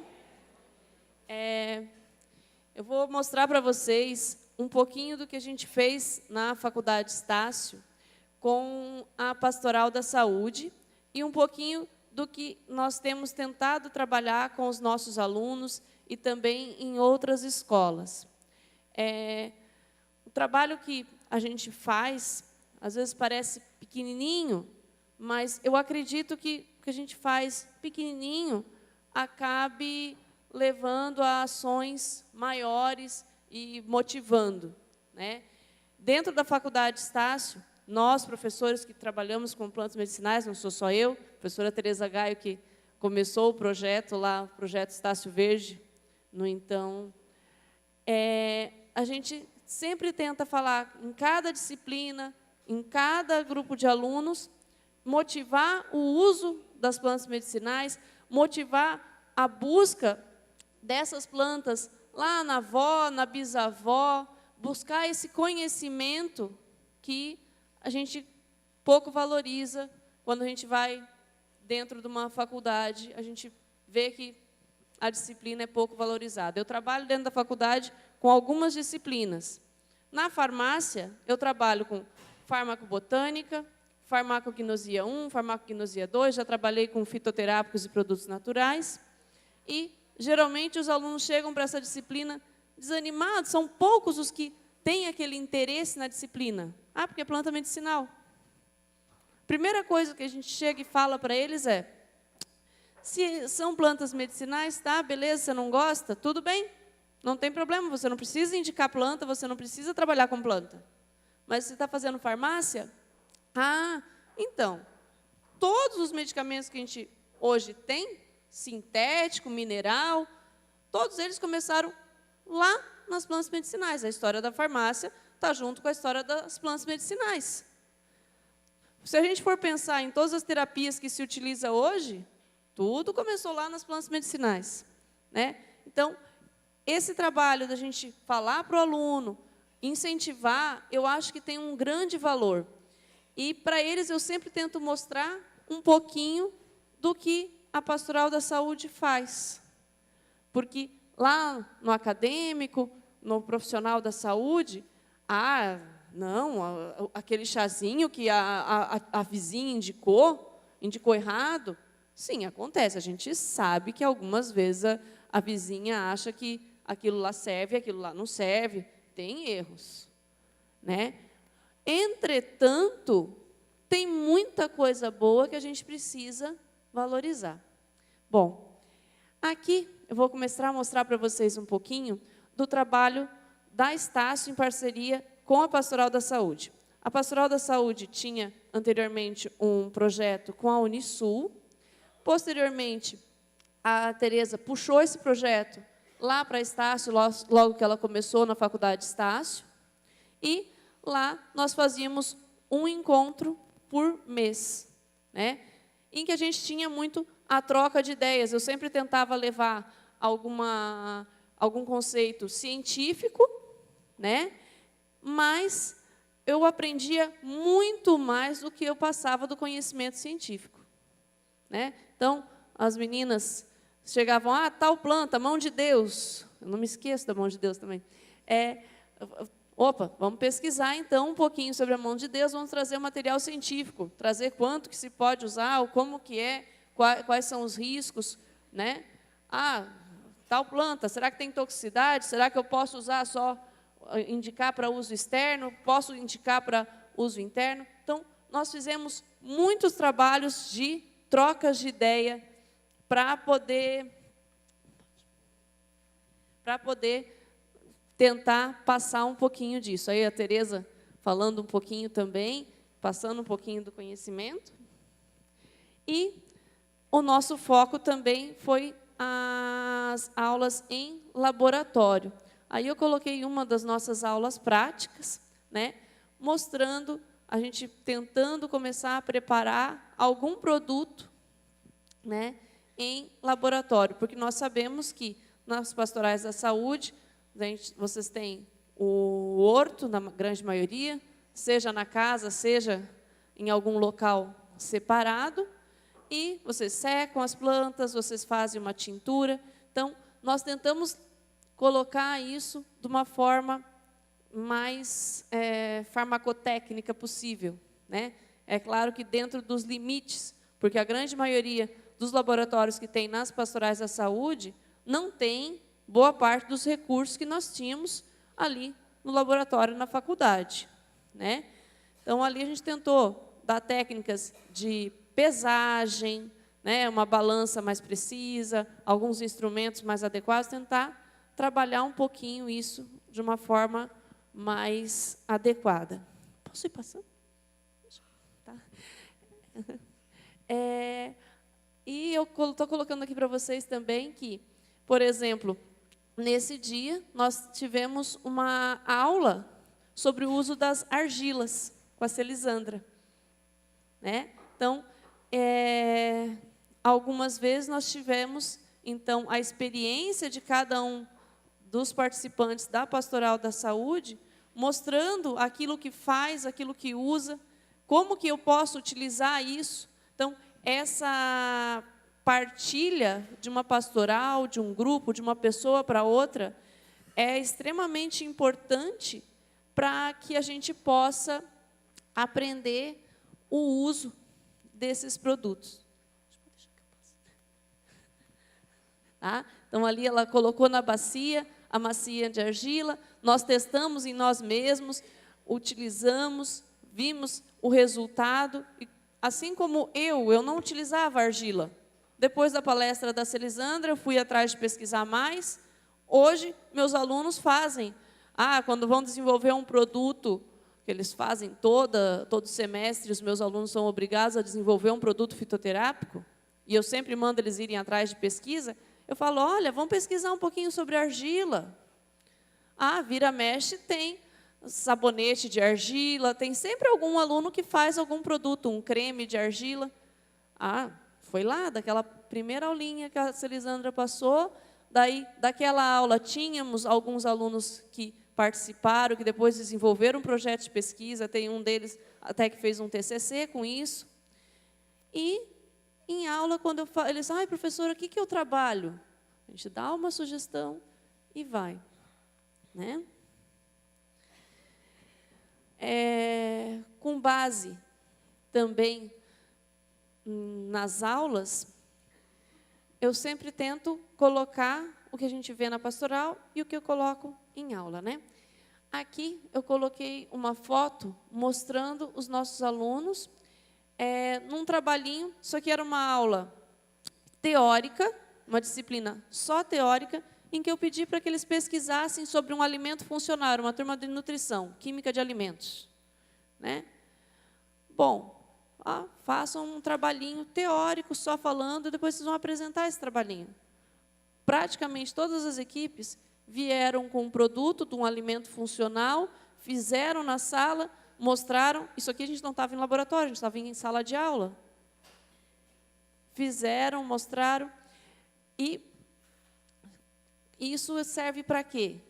Ora, esses alunos que fizeram essa pesquisa, que tiveram esse incentivo, que estão ali fazendo, no caso aqui é o curso de nutrição, estão ali fazendo um curso que, querendo ou não, vão utilizar o alimento, vão utilizar esse chamado alimento funcional, que nada mais é do que a nossa planta medicinal.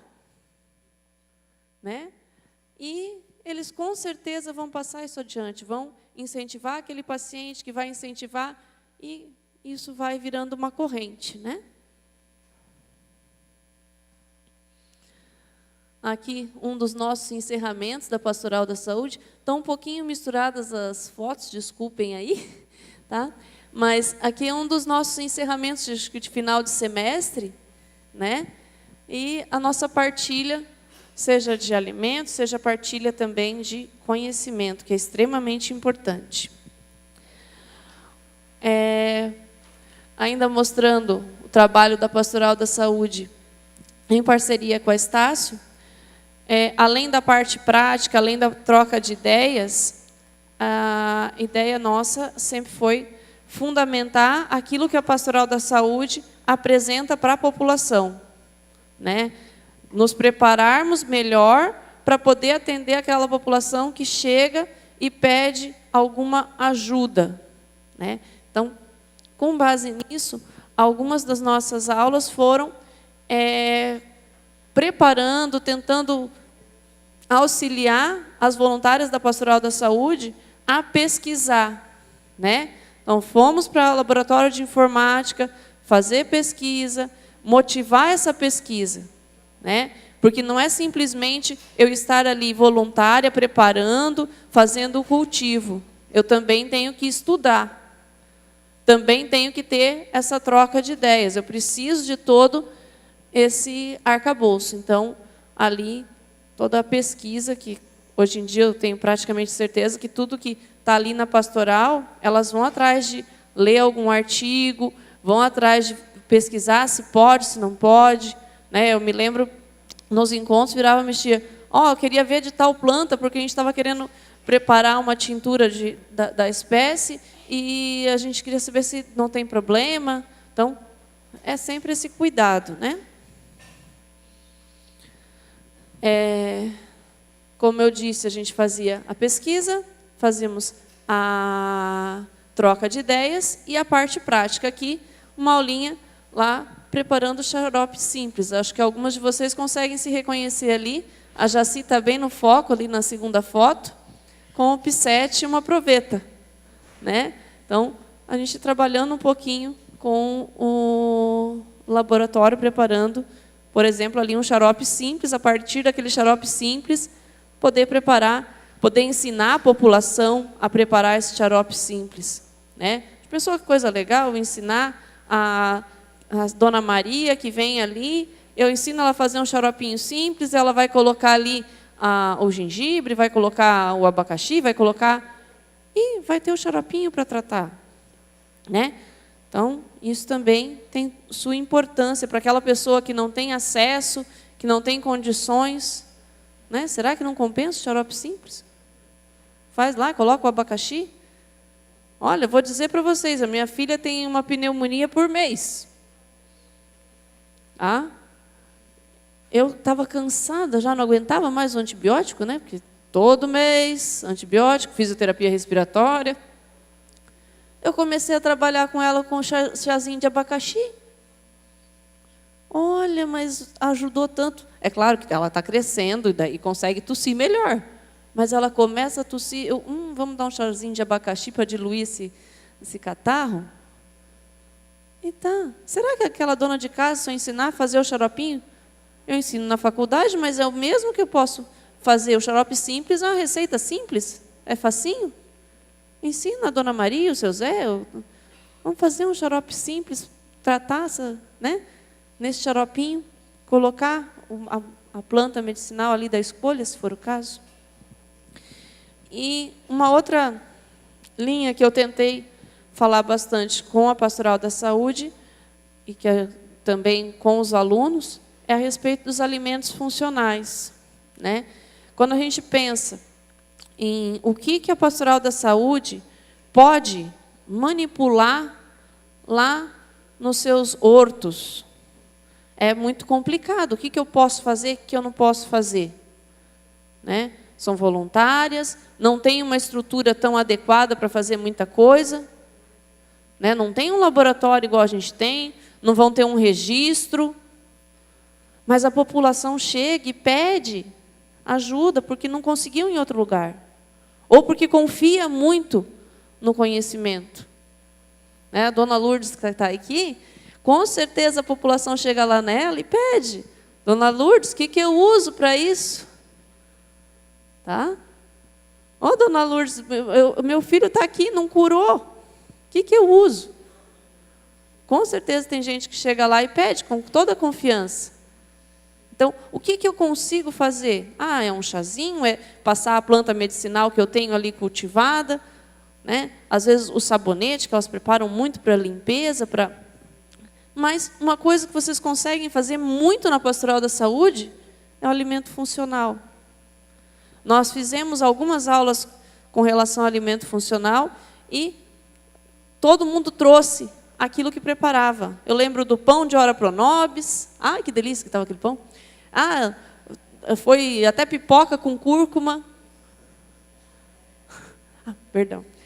E muitos produtos ali que foram preparados, cada uma apresentando os seus. A gente fugiu um pouquinho do alimento funcional, mas a gente quis preparar com chocolate, um hidratantezinho, um creme hidratante à base de chocolate, super fácil. Pomada básica a gente preparou em sala, também no laboratório. Tá? E aqui o batonzinho de chocolate com mel. Esse batom de chocolate com mel, eu comecei a preparar em sala de aula com os alunos, depois que eu aprendi com a Pastoral da Saúde a preparar o batom para herpes. Tá? Para quem tem herpes, eu vi em casa. Eu tenho só a experiência de um usuário.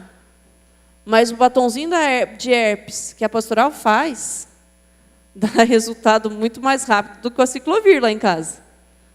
Eu não tenho uma pesquisa, não tenho, né, mas dá um resultado mais rápido. Né? A partir disso, com os meus alunos, a gente faz lá o batom de chocolate com mel.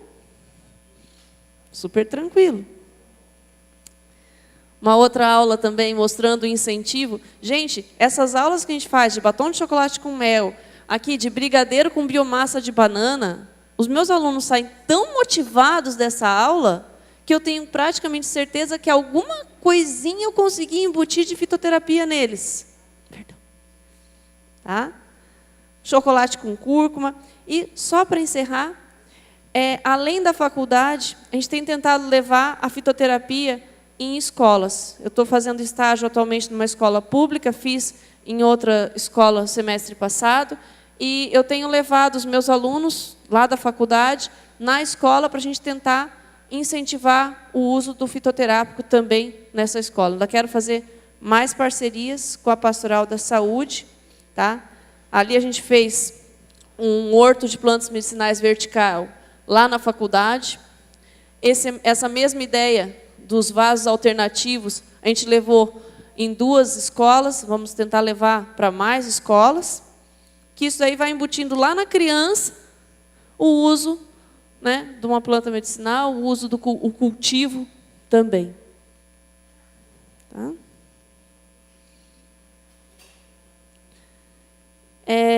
Só para encerrar, os meus alunos lá da faculdade, do curso de farmácia, eles fizeram para vocês, a gente não fez tanto, mas eles fizeram para vocês uns sachêzinhos, esses de colocar no guarda-roupa, tá?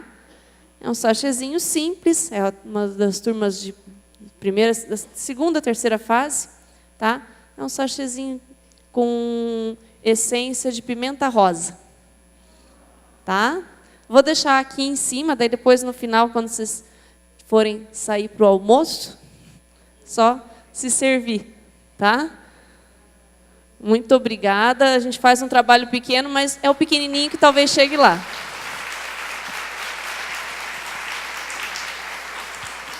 Então, o tempo está apertando e a gente vai abreviando e apertando, como me apertaram as falas, né? E a gente ainda tem 2 falas, eu sei que tem um monte de gente com fome, mas a gente já também se organizou. Nós tínhamos organizado, inclusive, um fechamento, que eu nem vou contar, porque era surpresa, vamos fazer na abertura do começo da tarde, que era uma questão mais... Não vou falar. Então, então eu queria chamar para estar conosco, é surpresa. Quero chamar, então, a Karen Berenice Denez, né, farmacêutica, como nós já apresentamos, do Conselho Regional de Farmácia e da Associação Catarinense de Plantas Medicinais. Karen, infelizmente, eu sei que a gente tem uma proposta, né, de trabalhar um pouco mais, mas nós estamos com o tempo meio reduzido. Eu vou te avisando ali um momento para poder chamar outro palestrante. Eu passo. Bom, eu estou aqui entre o 8 e o 80. Eu diria assim, nem tanto só ao científico e nem tanto só ao popular, né? Eu trabalho, vou falar um pouco da minha experiência, eu faço o uso dos 2 saberes e tento, dentro desse conhecimento dos 2 saberes, usar um caminho do meio, né? E claro que isso vai passar pela minha lógica de crença e de pensamentos, não tenha dúvida, né? Porque eu vou usar todas essas informações e vou dizer, não, eu acredito nisso ou naquilo, e eu vou usar isso como terapêutica. Eu trabalhei muitos anos com farmácia de manipulação, aprendi muito, né, com o uso da terapêutica de plantas medicinais nessa época, e é bem interessante porque, assim, eu acabava fazendo assistência farmacêutica, atendendo as pessoas na farmácia, e a minha lógica de raciocínio sempre foi usar os produtos naturais como uma terapêutica, né, importante. Então, eu fui por essa linha, sempre desenvolvi trabalhos e busquei conhecimento, porque isso é a base de tudo. Não façam nada se vocês não tiverem conhecimento, tá? É muito importante que a gente tenha, pelo menos, uma lógica de raciocínio em cima de alguma base, né, de conhecimento, tá? E aí a gente pode falar também de base de conhecimento. O que é o conhecimento? E aí, quando a Mike traz o conhecimento científico e a gente começa a olhar para aquela pirâmide, né, de evidências clínicas, duplo cego e randomizado, eu começo a discutir muito, porque dentro das práticas integrativas e complementares, essa lógica muitas vezes não cabe.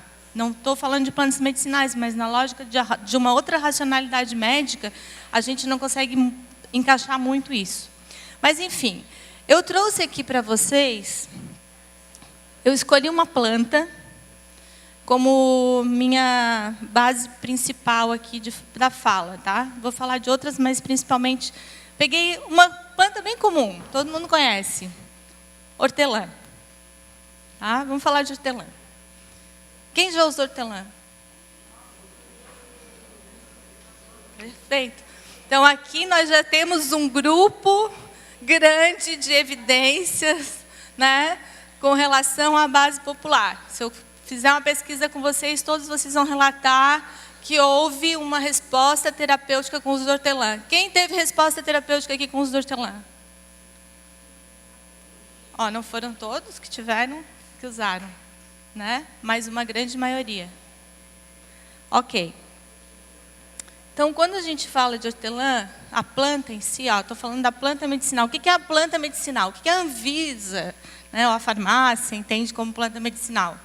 Espécie vegetal, cultivada ou não, utilizada com propósito terapêutico. Né? Então, toda planta que tem um propósito terapêutico, ela é considerada planta medicinal. Ok. Aí, dentro da farmácia, a gente olha assim, essa planta, né, como a Mike trouxe a questão científica, ela tem formas de ser discutida, de ser avaliada. Então, a gente pensa assim, dentro do contexto da farmácia, da visão da Anvisa, de toda a regulamentação a respeito de plantas, a gente tem o conceito de droga vegetal. Então, quando eu falo droga vegetal, eu falo que é a planta medicinal, ou parte dessa planta, que contém as substâncias ou classes de substâncias que causam ação terapêutica após processo de coleta, estabilização quando aplicável e secagem, podendo estar na forma íntegra, rasurada, triturada ou pulverizada. Ou seja, eu peguei o hortelã, sequei o hortelã, né? Ou até estabilizei o hortelã, a menta piperita, vamos chamar assim, né? Tem vários tipos de menta, mas vamos falar de menta em geral, tá? Menta, conhecida vulgarmente como hortelã. E eu posso secar, e eu posso simplesmente, após a secagem, comercializar essa planta, né? Ou utilizar essa planta daí na forma de chá, certo? Aí que já começa por aqui a grande questão que a gente traz no uso das plantas medicinais. Primeiro, nós falamos do cultivo da planta medicinal sem agrotóxicos. Já começamos por aí. O problema já começa aí. Aí a Anvisa vem e diz que não pode ter. Zero. Certo?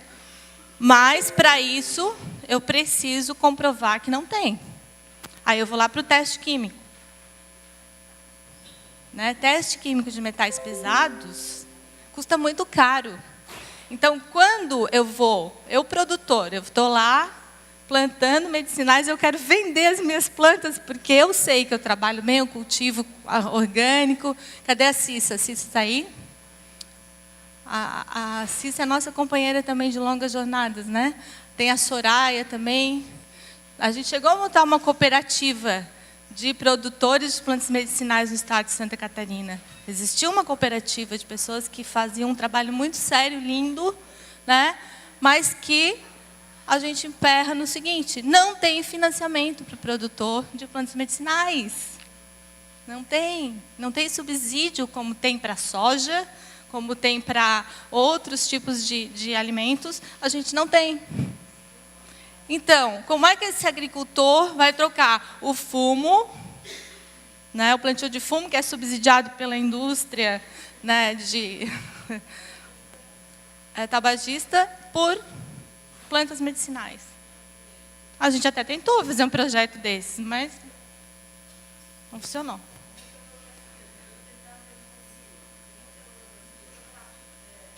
Isso. Por quê? Porque tu tens que comprovar como produtora as boas práticas de manejo, que foi o que o Guedes passou ontem na palestra dele, né? Então, aí, claro, é uma forma de proteger a sociedade contra aqueles que fazem errado? Né? Só que, por outro lado, quem faz certo não tem... A gente fica... E aí entra a história, né? Do 8 ou do 80. Para onde que a gente pende? Claro. Hoje, para financiar um secador via Pronaf, que é a política pública da agricultura familiar, o agricultor tem que dizer que planta milho ou feijão, né, vamos dizer, para poder secar medicinais, porque não está na tabela do banco que medicinais pode ser desidratada num secador. Então, a cooperativa morreu, óbvio, né? Não tinha como sobreviver. Como é que vai sobreviver se não tem financiamento? Né? Isso que a Juliana traz, gente, é uma discussão antiga. Mais de 20 anos a gente discute isso. Porque nós tentamos, através da Câmara Setorial de Plantas Medicinais, foi montada uma Câmara Setorial de Plantas Medicinais do Estado de Santa Catarina. Ela existe, o Roberto está aí. O Roberto, que é o nosso coordenador, também morreu. Por quê? Porque o Estado simplesmente não aporta mais isso. Aliás, as câmaras todas, né, da Secretaria de Estado de Agricultura estão, parece que desativadas, né, a passos lentos. Na época que nós estávamos na Câmara, e aqui tem um grande grupo de pessoas que participava dessa Câmara, né, a pastoral estava junto, a farmácia, o pessoal da universidade, das universidades, tinha uma gama de pessoas trabalhando. A gente estava propondo, iniciando um projeto, tá, de propor uma cesta básica para o Pronaf, para a agricultura familiar em plantas medicinais. A gente estava entrando com esse projeto lá dentro e morreu. Tá? Então, a gente começa o problema por aí. Você vai comprar uma planta medicinal, você tem que saber se ela é isenta de metais pesados ou não.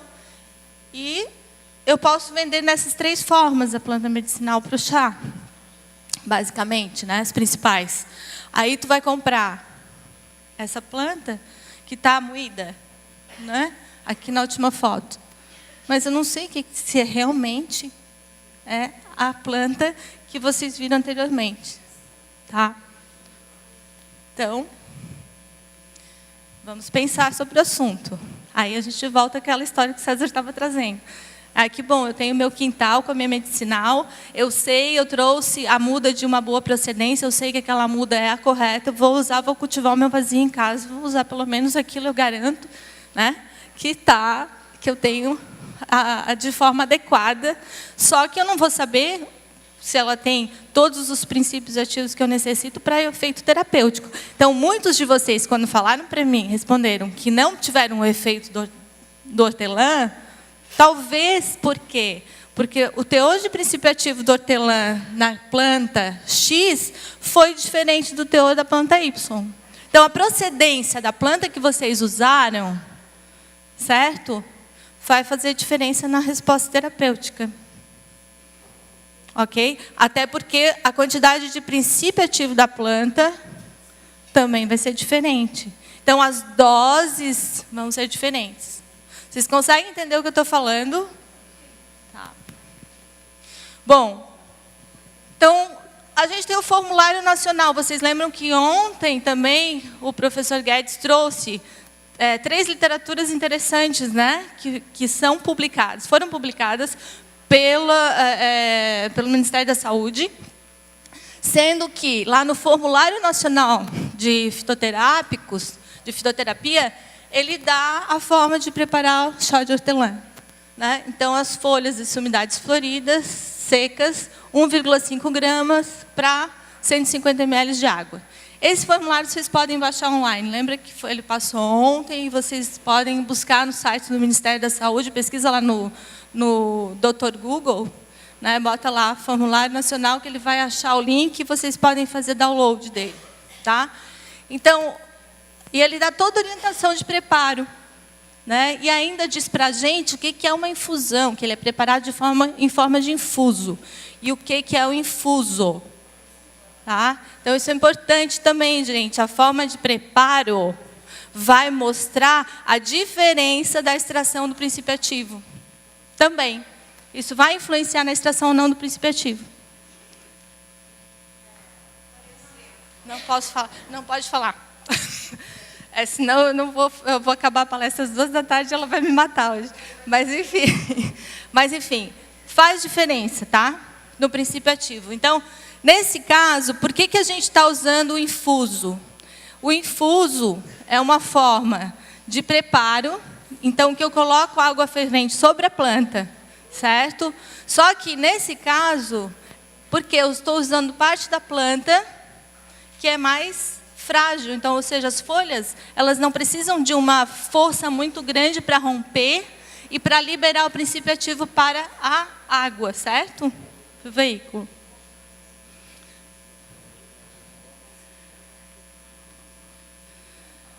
Aí, quando eu vou falar, e é isso que eu estava discutindo, que eu estou falando que eu estou entre 8 e 80, eu vou lá para o César e falo do chá na terapêutica, né, César? O César trabalha com 5? Eu não vou falar nem um texto que eu ia falar, mas tudo bem. Então, o César fala lá do chá que ele usa com a população, que ele resgata o saber da população, que ele utiliza no posto de saúde.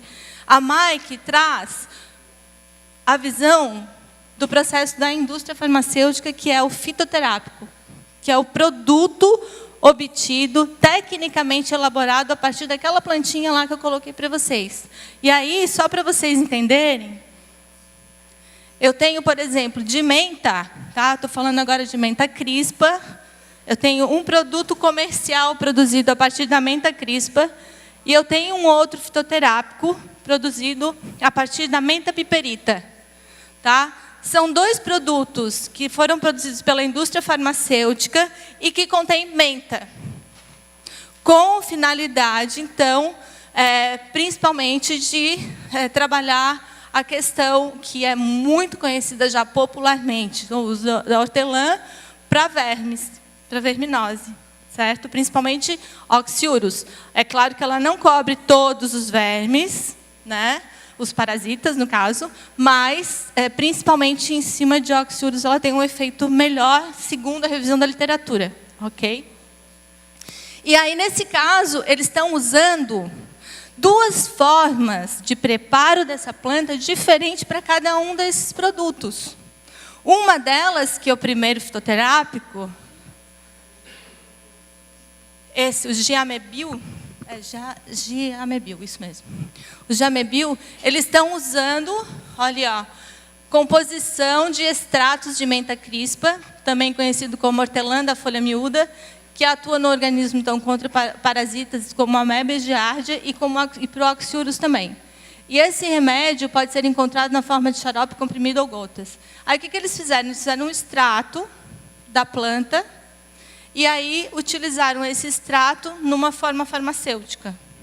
Só que esse extrato, daí, como a Mike trouxe, ele foi padronizado.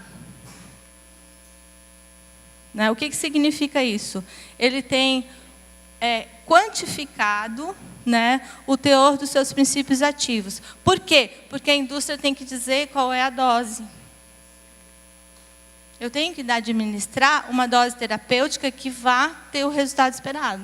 Eu tenho que dizer quanto que eu tenho daquele princípio ativo ali, comprovadamente, né, para dizer que sim, tu vais poder administrar esse medicamento numa pessoa e ela vai ter o resultado esperado, tá? Então, neste outro caso, eu estou falando já de duas formas de extração de princípios ativos aqui, de utilização dos princípios ativos que compõem a hortelã. Então, nesse caso, ele fez o extrato. No próximo caso, eles usaram o óleo essencial de menta. Então, eles extraíram o óleo essencial da planta e elaboraram tecnicamente esse óleo essencial de forma que ele pudesse ser usado por via oral e que desse o mesmo resultado. Agora, é interessante isso, por quê? Porque quando a gente fala de óleo essencial, todo mundo aqui pensa, nossa, eu vou tomar óleo essencial de hortelã, né? A gente tem restrições de uso interno de óleo essencial, sim. Deve ser analisado caso a caso. Existe uma legislação toda, principalmente a nossa legislação que fala sobre quantificação de óleo essencial, ela é vinculada à quantificação da legislação da Europa, né? Então, a vigilância daqui remete à vigilância da Europa com relação aos índices de cada óleo, né, de quantidade de frações de cada óleo. Mas é importante a gente pensar o seguinte, nossa, esses caras pegaram óleo essencial e produziram fitoterápico a partir do óleo essencial de menta? Então, tem resultado terapêutico importante? Tem. Tem resposta? Sim.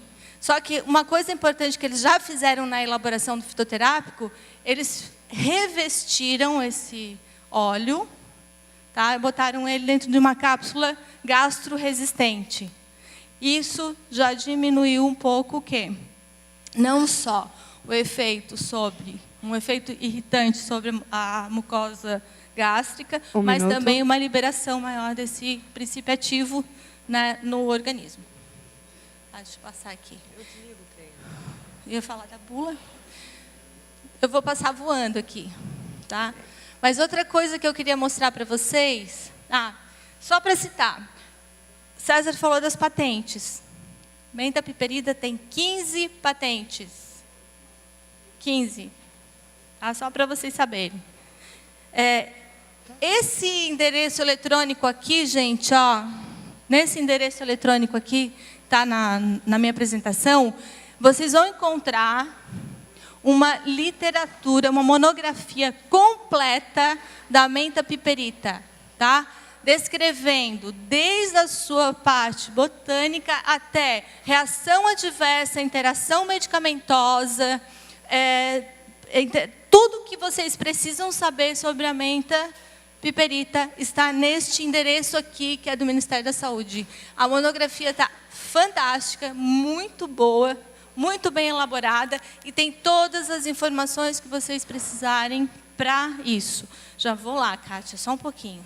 Queria fazer uma diferença aqui também entre a fitoterapia, homeopatia e florais, porque as pessoas confundem, né? Quando a gente pergunta o que é homeopatia, muita gente responde, não é chazinho? Né? Então, não é. Não é. É bom que fique claro que não é. Tá? Bom, ia fazer as diferenças, mas não vai dar tempo. Já deu. Peraí, só um pouquinho, Conclui, gente. Só por deixa favor. eu Ainda tenho mais uma palestrante para falar. Tá. Então, eu vou falar só de 3 experiências da minha parte. É bem rápido, bem rápido. Só para ficar claro para vocês, tá? Eu uso na minha prática profissional várias formas farmacêuticas, vários tipos de preparos de plantas medicinais.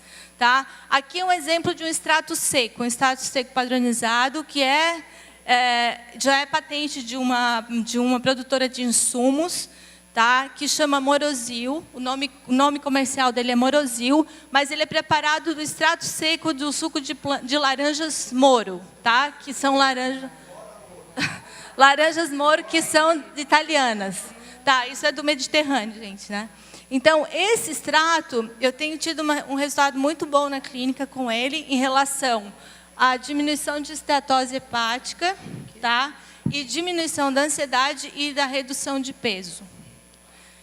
E junto com ele, eu também uso o óleo essencial de laranja, que também diminui a ansiedade. O óleo essencial de laranja é excelente para diminuir a ansiedade. Então, ajuda muito na redução, né, Karen, da vontade de comer. Vamos fechando, por favor? Tá. Segundo caso, é a associação de óleo essencial com floral. Tá? Essa é uma combinação que eu faço principalmente para ajudar rapidamente na questão de concentração. Tá? Eu gosto muito dessa mistura, inalação de óleo essencial de menta com floral de Clematis imadia. Olha lá, pessoal. E o último caso, que é mais importante, gente, é o seguinte, o uso concomitante, que o César já falou, dos medicamentos alopáticos associados a fitoterápicos. Tá? Bem rapidinho, só para vocês entenderem. Karen, por favor. Tá. A gente tem mais uma palestrante, o pessoal quer almoçar. Eu sei que você foi prejudicada nisso. Mas só para eu finalizar, é o último. Aqui, por exemplo, um paciente, tá, que usava, era hipertenso, ele usava um atenolol com lisinopril e hidroclorotiazida. Então, ele tinha uma hipertensão severa, tá? Então, ele usava 2 medicamentos para diminuir a hipertensão e ainda associado a um diurético que potencialmente ajuda na hipertensão. E ele fazia uso ainda de alcachofra e boldo, tá? Que potencializava esse efeito. Então, ele teve uma queda acentuada da hipertensão em função do uso associado, né? Então, é importante vocês observarem, quando o paciente, a pessoa estiver usando medicamentos alopáticos, e fizerem principalmente o uso contínuo, é importante que vocês vejam a interação da planta medicinal com o medicamento que está usando, Porque isso pode fazer, ter um resultado de potencializar o efeito. Tá? Assim como o César estava falando da pata de vaca, foi pouco tempo. Associado com outras coisas, poderia potencializar o efeito? Sim. Então, eu já vi isso na prática também, que às vezes tu usa um alopático e usa um fitoterápico, Karen, por favor. não funciona. Desculpa, gente, mas meu papel é esse, né?